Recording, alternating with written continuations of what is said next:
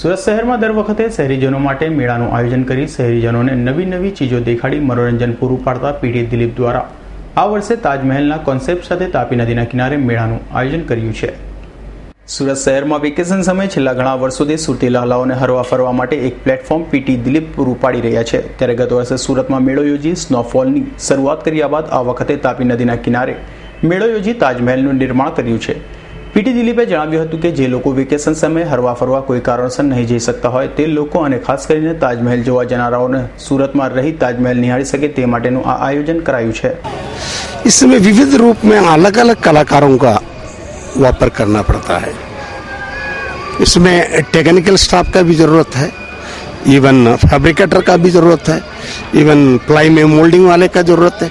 अलग अलग किस्म के लोगों का अलग अलग इसे काम में लेना पड़ता है।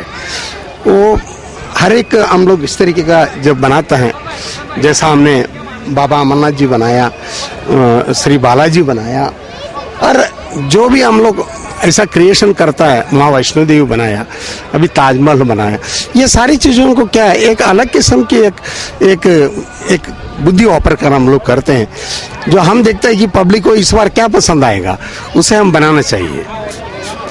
इसी तरीके में हमारे दिल पर आए कि भाई ताजमहल बनाना चाहिए, तो Taj Mahal was the best concept, तो उसके लिए ये बना लिया।